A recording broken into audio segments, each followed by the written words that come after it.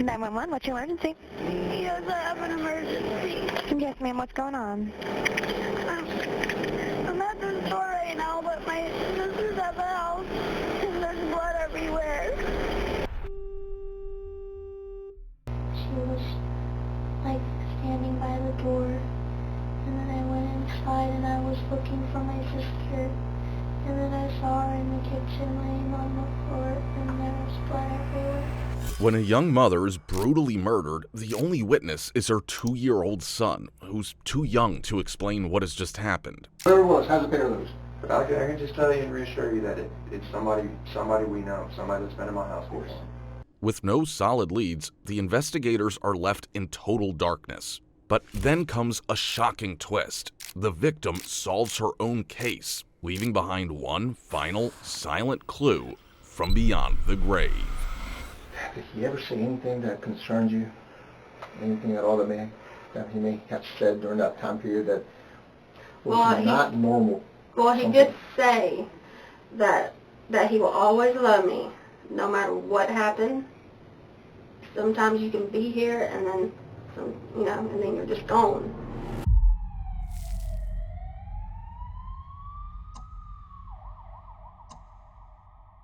On the 7th of December 2016, at approximately 3:17 p.m., 22-year-old Jessica arrived at her sister's house on Northwest 3rd Street in Okeechobee, Florida. Her sister, 25-year-old Amanda Suarez, had asked her to come over and lend a hand with some chores. But as soon as she reached Amanda's house, something felt off.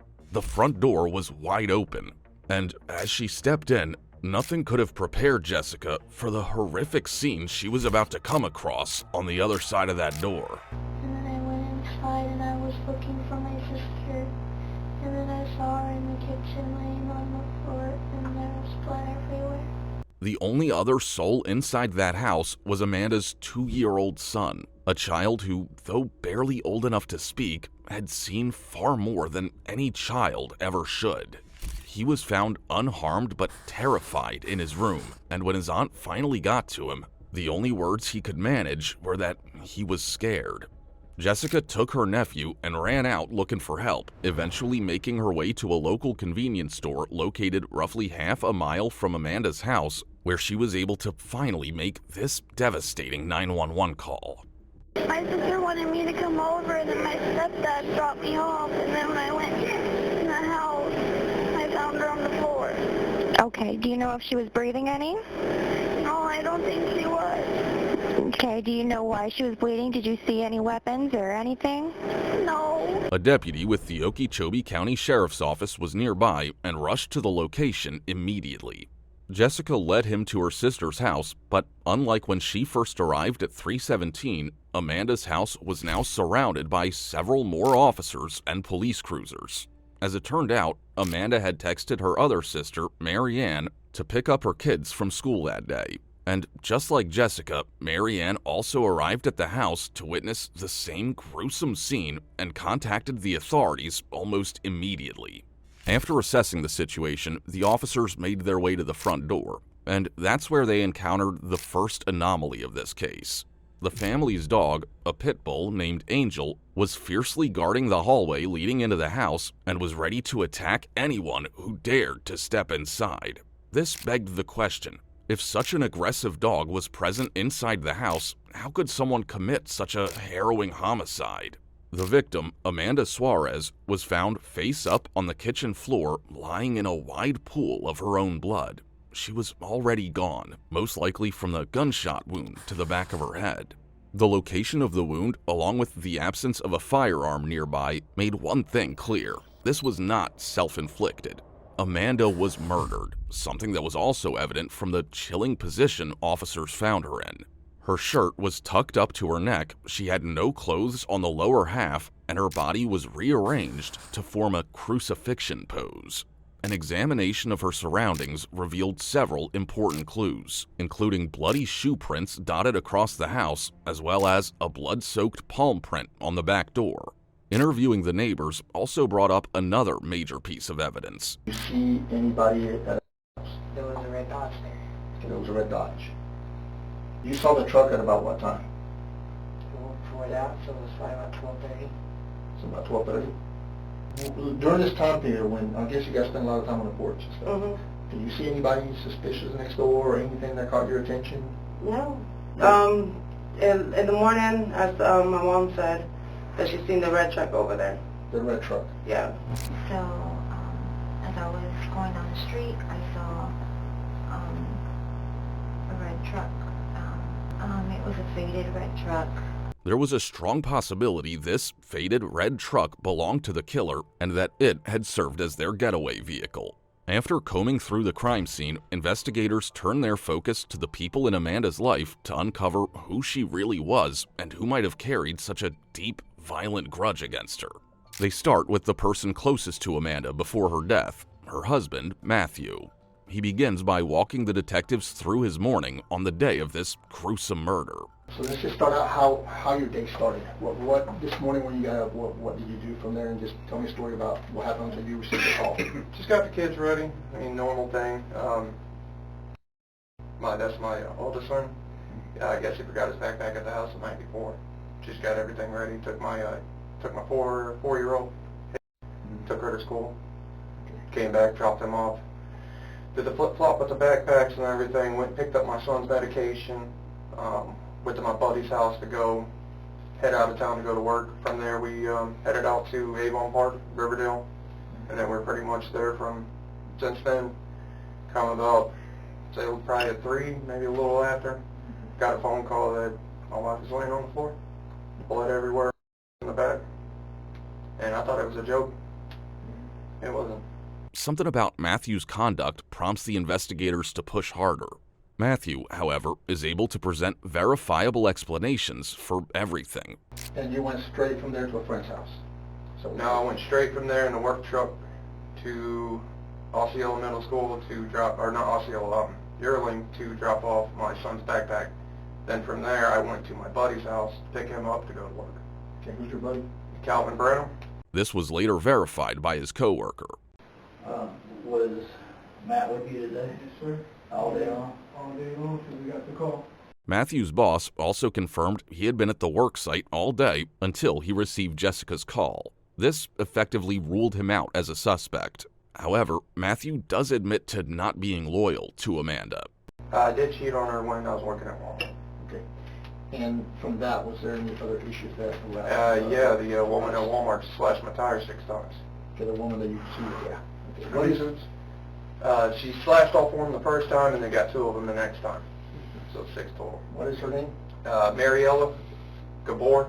Maybe she was the one who took out Amanda so she could be with Matthew. What about Mariella? Does she have a husband? Yeah, I don't know his name though. And did he find out? Yes. And how did he Oh, react? he threatened. He threatened you? How long ago did this happen? Oh, 4 years ago. Oh, so it's been 4 years? Yeah, it's been a while. What did he threaten to do? What would you do? Well, there's a lot of different things you could do. He wanted to have one of my friends have me meet up with my friend, and he said he was going to hide in the bushes, take me out, come up to Walmart a few times looking for me, and come on. Moreover, Matthew also shared that this woman's husband had threatened him and his family after discovering the affair. And while the affair ended years ago, the detectives couldn't rule out the possibility of the husband harboring resentment for all these years and eventually taking it out on Amanda as a twisted form of revenge. This prompts the detectives to shift their focus to Mariella and bring her in for questioning. She admits to the affair with Matthew right away, but completely denies ever doing anything in retaliation after their relationship ended 4 years ago. Do you have any idea? It doesn't matter. It happened a long I time don't ago. care. It's But, like I say, we're done. Mm. Everything was my fault. That's what he's saying. I just say, you know what, it's fine. Now, you have some issues. The tire slashing, do you have anything to do with that? No, Did your sir. husband have anything to do with the tire slashing? No, sir. Not that I know. Now, do you know of? To add to that, she also gives a solid alibi for both her and her husband on the day of the murder, explaining that she woke up at 5 p.m. after taking sleeping pills at 11 a.m. and was home all day. More importantly, she had been at the hospital with her husband from the early morning hours around 4 a.m. until she went home to sleep. Later investigation confirmed she was telling the truth, clearing her and her husband of any suspicion and leaving detectives with yet another lead that went nowhere. Around this time, Amanda's cell carrier, AT&T, managed to find the only item that was missing from the crime scene, her phone. They located it on the side of the road near the Missionary Baptist Church, approximately 3.5 miles away from her home. When investigators finally found the phone, it still had Amanda's blood on it. This, combined with the fact that other phones in her home were left undisturbed, made it clear that the killer was trying to hide something on this specific phone. Knowing this, the detective handed it over to forensics right away. In the meantime, they reverted their attention back to the other person Matthew mentions during his interviews, someone whose strange behavior raises more than a few eyebrows. This was his nearest neighbor, Cologne. And the first thing that sticks out about him is his past as a felon. The only reason why he ever brought that up is because I guess he apparently, this was about probably a month or two ago, somebody was running around our units over there. Mm-hmm. So I guess he said, oh, if they come back over here, I'm going to come back, blah, blah, blah, blah, blah. They said he was going to shoot him with a gun? Something like that. Is that what he said, with a gun? Did he bring up gun? Yeah, he brought up gun as far as I'm going to shoot them, or he just said, I'm just going to take care of business, so I don't really. He mentioned the word gun. Did he mention what kind of gun he had? Did he ever tell you Just details gun. about a gun that he had? Just gun. Have you ever mentioned about being aggressive towards women, or what he went to prison for, or anything like that? Yeah, he said he shot somebody. He shot somebody? Yeah. That's why he went to prison? Yeah, and then he said he was a big-time drug dealer in Miami. Okay. This, on its own, is enough to make Cologne a significant person of interest, but it didn't end there. Another red flag was his not helping the family after the incident and even allegedly trying to impede the investigation. Jessica actually ran to his house first after seeing her sister bleeding to death. However, Cologne didn't even answer the door, let alone come out and offer help. This was what forced her to make the half-mile journey to the local store on foot. Then, just as Mary Ann, Amanda's other sister, was about to call the police, Cologne allegedly stepped in and tried to stop her from making the call. Jess said that when she got there, she come back out, said Mary Ann's getting ready to call the cops, and Chris said, don't call the fucking police. I don't need the cops around here. Okay, yes. Well, Jesse, that's after Jesse got back. Okay, and then after that I went straight to there, and then I see my nephew was just sitting there waving his hand. I'm like, what's going on? And he said, Mary, he said, there's blood everywhere, and there's somebody in the house. I don't want to go in. I said, okay, buddy. I said, calm down. We're going to figure this out. Let's call the police. And then before, like when Charlie was up there, the neighbors started coming over too and telling me what Charlie told them. And then the guy, I don't know his name, but I know his girlfriend's name is Estella. And he started freaking out, talking about, no, don't call no police. I don't need no effing cops up here, and all that kind of stuff. And although he's not 100% certain, Matthew also brings up the possibility that Cologne might own a pair of slides. If true, it could tie Cologne to crucial pieces of evidence recovered from the scene, that being shoe prints, since slides, specifically Jordan slides, were the shoes the killer was wearing while committing the crime. Investigators were able to figure out the brand after finding a clear Jordan logo in some of the bloody shoe prints. From there, it was just a matter of comparing the many models of Jordans with the prints and finding the one with the same pattern. Lastly, Matthew also backs the hunch the officers had about the family dog, suggesting that it would have shredded anyone trying to harm Amanda if they were a total stranger, and that the only way they could have reached her was if the dog was already familiar with them. This would also explain the complete lack of any signs of forced entry. Put simply, the killer was more than likely somewhat close to the family, close enough that Amanda would let them in voluntarily. With this information in mind, detectives bring in Cologne for an interview, which begins with him explaining the disturbing reason he went to jail not too long ago. Well, I went to prison. I went to prison when I was down in Broward. Before I met Marcella, I was with my child's mother, and I didn't want to be with her, and me and her got in a big argument. We both put hands on each other, and I ended up going to jail for domestic violence on a pregnant woman. It was enough right there for them to give me prison time. or I'd go to trial. If I would have went to trial, I would have been looking at 15. The state made a deal with me, and I played out to 2.5 years. I got out of prison on October the 1st of this year. But then, he contradicts what Matthew and Marianne had said earlier and claims that he actually told the family to contact the police instead of stopping them in any way. I said, wait a minute. I said, I'm not going in there getting this dog. You need to call the sheriff's office. When I said that, that little boy said, no, don't do that, don't. They're going to think my dad. And that's when the girl says, shut up. That's when I said, you know what? I'm walking away. I walked away. Not only that, but he's also able to back his claims with a solid alibi.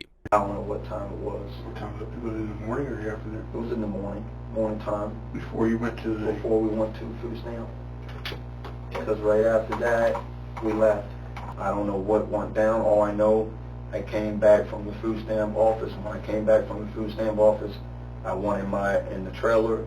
Checking with the food stamp office and analyzing footage from surrounding CCTV cameras confirmed that Colon was indeed telling the truth. He and his girlfriend being away also explained why they didn't respond to Jessica's pleas for help earlier that day. And with Colon cleared of any suspicion, the detectives were once again at a complete dead end. Investigators were also struggling to uncover any new evidence that could point them in the right direction. So far, all they had to go off of were the Jordan shoe prints, the red pickup truck, and the bloody palm print. With just how common Jordan slides are, pursuing that piece of evidence would have led to near-endless possibilities. Same with the pickup truck. Its red color helped narrow things down, but without any of the neighbors catching its license plate numbers, tracking it was proving to be impossible. And unfortunately, the palm print wasn't much help either. Unlike fingerprints, which can be run through national databases like APHIS to find potential matches, palm prints don't have nearly the same level of cataloging or accessibility. So for now, investigators decided to focus all of their attention on the phone. And as they suspected, the phone had much to reveal. While going through the files saved on this phone, the forensics team came across 2 pictures Amanda took just 30 minutes before her estimated death. And both pictures had the same subject, a mysterious man sleeping on the living room couch. Given the short time between when the picture was taken and the murder, there was a strong possibility that investigators were looking at the killer himself or someone who was a witness to the brutal crime. The detective's main priority for now was to find out who he was. Fortunately, that didn't take too long, as Matthew was able to recognize him at first glance. It was someone close to his family, someone who was one of the pallbearers at Amanda's funeral. This was 21-year-old Christopher Shows, the fiancé of one of Amanda's cousins. Investigators had to quickly bring Christopher in for questioning, pressing to find out what really happened that day and what he might have seen. What they don't realize is that Christopher knows far more than they ever expected. On December 16, 2016, investigators went looking for Christopher and found him sitting in a hospital room with his fiancée, Sarah, who was being treated for a heart condition. He was pulled away from there and brought to the Okeechobee County Sheriff's Office. There, after reading him his Miranda rights, the detectives start with some basic questions about his background. We're here, we got working on a case, and maybe you might be able to help us with some information that we need. We're just going to go back to as far as, how old are you, man? 21. 21. You go to high school here? No, I work. I quit school. When did you quit school? 11th grade. 11? 11. I stopped and started going to work. It got a little rough. But the conversation quickly moves on to his current employment, likely to help the detectives learn his day-to-day schedule. So all this week you work nights and the same routine? Same routine. What about last week? Same routine every day? Yeah, it's the same thing every day. It's non-stop. It's always hard work, the same thing, yeah. So same routine. So that day you worked that night before, Tuesday night all the way to Wednesday morning? Yes. And then you went to bed after you got home? Yes, sir. I called my wife, thought her she was going to Disney World. It was her taken out. At this point in the interview, Christopher seems like nothing more than a hard-working man who was looking forward to marrying his fiancée in the near future. But before detectives even have the chance to slowly guide him into talking about Amanda's death, he makes an unexpected move. But normally, I mean, if you don't go to sleep when you're at the dairy, off work from the dairy, you pretty much can't stay up. It's hard for you to stay up, right? Yeah, when I go home, I'm dead tired, and I got my bed, I'm done. I'm finished, I'm going to sleep. I remember when everything happened that day.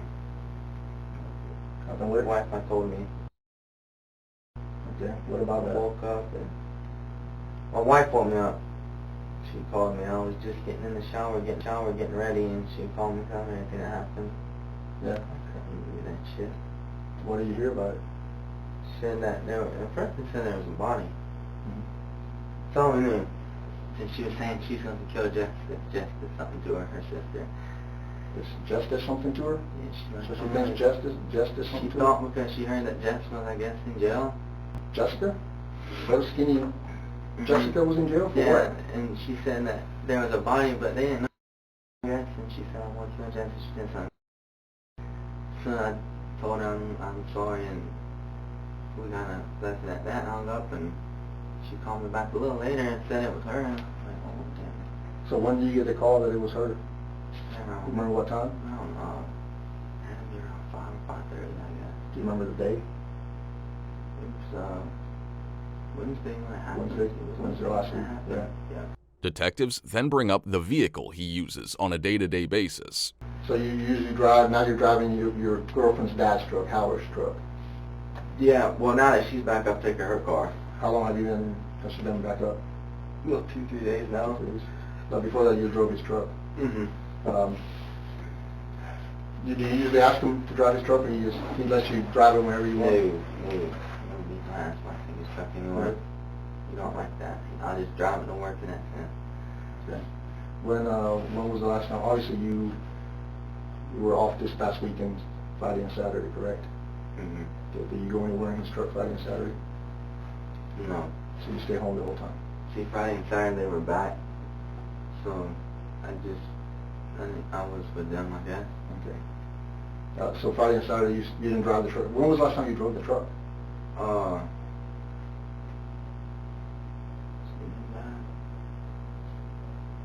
See, I know I drove it all last week. You drove it all last week? Yeah. After work, or because you said you slept? Oh no, I drive it back and forth to work. At the same time, they try to establish how familiar he was with Matthew's family. Okay, so November you said was the last time you were there. Yeah. What are you and doing? it was just at nighttime, and I was dropping my wife off to get her mom. So it was nighttime? Yeah, her mom was over there for a birthday party. At Matt's? At Matt's, yeah. They had a birthday party for the I kids, think or for one of the kids? Okay. And you, it was a night that you stayed there at all? Did you fall asleep in the house? Did you go to bed? No, So you never stayed at their house at night? No. You never slept in their house or anything like that? From the description he gave, the two families seemed like they were good friends, but not close enough to sleep at each other's places. So either his sleeping on Amanda's couch that day was a fluke, or Matthew accidentally mistook him for the man who was sleeping in his living room. The detectives decide to dig deeper and bring in his fiancée, Sarah, to learn more about Christopher. The first thing that stands out from her interview is the violent part of his life that Christopher left out during his interrogation. Because he did hit my car whenever... Same day? Yeah, that same night. With a Mustang? No, he punched my car. Oh, he punched you. He hit my car. And, so I left because he was like on security. I don't know what, he was acting crazy, to be honest. That should have been a sign, but I thought it was just... One thing that Sarah brings up repeatedly is his troubled relationship with alcohol and how he tends to become more violent and generally unstable when under the influence. So we went back over there, and when we went back to the dairy, he wasn't at the house. He wasn't at his buddy's house anymore. So we found him in the ditch. He had wrecked the Mustang into a pole, or it was like a pole that they weren't using anymore. I think mostly it was the ditch that caused this, because the ditch was kind of deep, and he was like split off in there. So I'm crying because I thought he was dead, because I seen the car. So we run up there. He starts laughing, and I'm like, "Are you freaking kidding me?" So the car is like he's got the windows up, and He's got fumes all in there, so I drag him out of the car, put him in my car, take him home, put him in bed. Since he didn't cause any damage, it was private property, so I called my mom. She towed the vehicle out. We took it back to our house, and then the next morning we argued because I was like, this is crazy. Well, he didn't really argue with me. He was like, oh, I'm so sorry. It was the alcohol. You know, I didn't mean to do this. Please don't leave. I went to go take him to Dr. because I took him to the hospital because he said he was having really bad headaches. So I thought he might have a concussion or something because I don't know what he hit. Like, I wasn't there when the accident happened, so I didn't know if he had a concussion, if he hit his head, what he did. When I got there, he was just sitting like this, put his head back in the seat, so I didn't know. So I took him to the hospital. He didn't have a concussion. They said it was a trauma headache or something like that. Maybe he hit his head, but there wasn't anything wrong with him. So I went to go take his doctor's note the next day up there, and that's whenever his boss told me that he was fired because apparently before he wrecked the Mustang, he had went on Larson's property and did some kind of damage to the barn, messed with their water pipes or something. With the car? No. He tried to milk cows while he was drunk. Okay. And he messed some stuff up in their pit. At one point, Sarah even had to save his life by stopping him from walking headfirst into oncoming traffic while drunk. Sarah's interview only deepened the suspicion surrounding Christopher, pushing investigators to launch a formal search of his belongings. And what they found at this stage was not surprising. The red truck that many in the neighborhood described belonged to his father-in-law, and Christopher had unrestricted access to it while his in-laws were away on a vacation to Disney World. We were actually Where was Chris? at the house as far as I know. So Chris was home alone the entire time? Yes. He had free access to your house and your vehicles and all that stuff? He was there with us? He was supposed to be using our dogs to go back and forth to work. I'm not supposed to leave the dairy? No, he wasn't supposed to. He actually said that there wasn't enough gas in the vehicle. I remember vaguely my daughter talking to him Wednesday morning, and he told her there wasn't much gas in the truck. After learning about the mountain of piling evidence against Christopher, his in-laws gave full consent to search their truck. Inside, investigators found the firearm he used, a nearly full box of ammo, as well as traces of Amanda's blood. A more thorough search of Christopher's property also revealed his partially burned clothes with Amanda's blood all over them.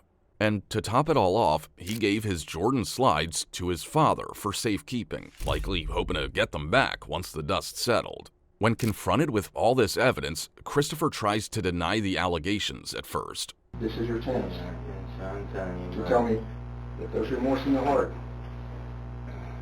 We need to talk. You understand me? We're not here because, we're just getting lucky. We're here because we know a lot of things. This is your one chance, man. Why were you there?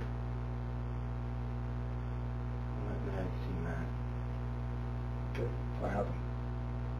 She was there, she opened it. I didn't kill her.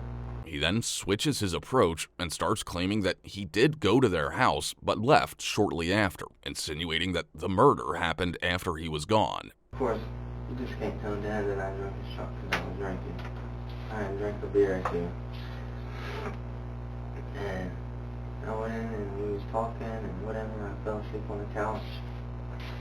And I woke up and said, alright, well Matt's not here, so I'm just gonna go.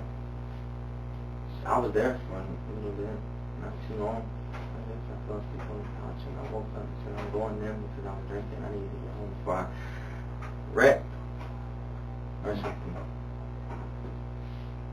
And I went home and I went to sleep. Then the all this happened and I was scared in a way. I was just scared because I didn't want to think that no one had done this shit.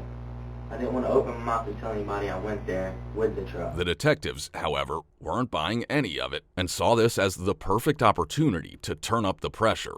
The problem is that they never saw you there. You understand me? Yes. They saw what you were wearing. Okay? You were wearing slides that day. Yes. The slides are the footprints we found in the house in the blood. Understand what I'm saying? That's why I know you're lying to me. Once he realizes that he isn't getting out of it, he folds immediately and confesses to everything. I did it. You did it? What happened? I shot her. You But tell I me. got scared. I understand. I would have been scared. Scared because I was there and I didn't want nobody to think nothing. And just walked in the house with a gun, and the rest is kind of foggy. I don't remember. I just kind of blacked out, I guess. And I remember being home, and that's it. I understand. He was still trying to feign ignorance and blame his actions on some vague blackout from drinking too much or an uncontrollable urge to kill. And since everything's out now, I just always had thoughts of killing and what it would be like. Would it make me feel any better because of everything that happened to me? And would it make anything any better if I killed someone? Will it make my anger go away? Or it didn't do nothing to me. Did it change you? Do you feel better? So I feel fucking horrible. I wanted to turn myself in. I can't sleep, man. I can't really eat. It's a big burden you were carrying. So this is thoughts that you had before that you want to see how it felt to kill someone? Yeah, like, is it like the movies or not? It's like, there's so much that goes on in my head, I can't even think straight sometimes. And when that stuff happened, I can't remember. I remember going in there. The truth was that he knew exactly what he was doing, as shown by his precise recounting of his actions just minutes later. You grabbed her leg and you thought she was going to tell on you? I didn't want her to tell nobody. I was scared I was going to lose my life or whatever, but now I didn't lost her. So that's what scared you. You kind of made her move on and she rejected you and you thought she was probably going to tell on you. Correct? I'm not... Yeah. This is what happened? Okay. Then it's like I just kind of blacked out again. Let me ask you something. Why were her clothes off of her? See, I don't remember that part. That's what I'm saying. I don't remember nothing other than We've gone this far, so, you know, there's no... Don't change things now. I need to know why her clothes came off. That's what I'm saying. I remember just... Yes, I did things. So you did things to her? Okay. So when you say you did things, did you have sex with her? Okay. And she got up and was running to the back door, and I shot her. And I drug her in the kitchen, and the rest is just foggy. Okay. But however, I didn't go over to kill him. I was just going to go over there. Hopefully Matt was there to talk to him. On my way there, I called my mom and told her I loved her. And called Ronnie. And there was a lot of times I just wanted to turn the truck around and go home, and I couldn't. I didn't know what the hell I was doing, actually. I wasn't in my mind, I guess. Yeah. And I just kept looking at myself in the mirror ever since, and thinking, how the fuck can I do this? How can I lose myself? The bad guy never gets away. They always get him. Yeah, I didn't. So you got there? I got there and we were just talking. Like I said, I put the gun in the truck. After I drank and I mowed the yard, I put the mower in the shed, and I went inside, got the gun. When I saw I was just shooting a couple things, I shot the fucking mailbox, and you go look at the mailbox, you can see there's a hole in the mailbox. I shot a beer bottle, and just shooting dumb shit. Like I said, that shit took over me in my head. Not even trying to play crazy. It's not even trying to be crazy. It's the fact that it's the things that I think about. And putting gun in the truck and all. I didn't intend to hurt no one. And we were sitting there talking. I fell asleep on the couch. You know, like I was sitting, I was asleep because I was drunk. And I woke up. Oh, I did kind of grab her leg, and she said, "Stop! Don't grab my leg." That's when I got scared. I didn't want to say that. I didn't want to lose nothing. But instead of a simple argument with my wife, I lost everything now. Because when I got the gun, and she ran, and I shot her, and I drove her in the kitchen. The rest, I don't remember. Even after confessing to everything, Christopher keeps mentioning his mind being foggy and claiming that it wasn't premeditated, likely hoping to get a lighter sentence. I know I'm probably going with the lifetime. Oh, we don't know. You know, it's, What's the most I can get for this. If you look on the history on my phone, I was looking up first degree murder and what is second degree, what is the premeditated thing, and I guess premeditated is you thought about doing it. Maybe that is the case, but I didn't have the intention of doing it. It was just thought, and it didn't include movement. Yeah. But they said death penalty in life, and well, and it's a crime. Obviously, we all know Yeah. that. You know, I really can't tell you. It all depends on your attorney and what the jury decides and what the judge decides. So I really can't tell you how that's going to work out. You will be charged with murder, obviously, right? Because you know that already. what kind is it? I can't tell you yet because I have to talk to everybody and talk to the attorney. His taking his firearm to her house was proof enough that this crime was premeditated. Christopher's guilt is no longer in doubt, but his motive, his reason to kill and defile Amanda's body this brutally, remains shrouded in darkness. That is, until Sarah drops a chilling piece of information, and suddenly the whole picture becomes crystal clear. Guys, was there ever, did Christopher ever have an attraction to... One time he did message her, and he said something about she was pretty or something. He looked pretty tonight. I think it was, he had some party, and he was drinking. At your house? Yes. And immediately texted me, and I was like, I'm so sorry. So I called Christopher in there. I told my mom. I told my, you know, I don't think we told my dad, but I told my mom. Matt knew, and I was like, what the hell? And he's like, I don't remember doing that. So Amanda came over that day, and I made him apologize to her, and he's like, I'm so sorry. I don't know. I was drinking. I don't know what I was doing. Aware of his past behavior, Amanda likely sensed his intentions that day and took his pictures as evidence. In the end, her foresight was what allowed the case to be solved so quickly. Christopher was arrested immediately after the interrogation and was charged with 6 different offenses, including first-degree premeditated murder and desecration of a body. He stood trial in July 2021 and is now serving 2 life sentences behind bars without the possibility of parole.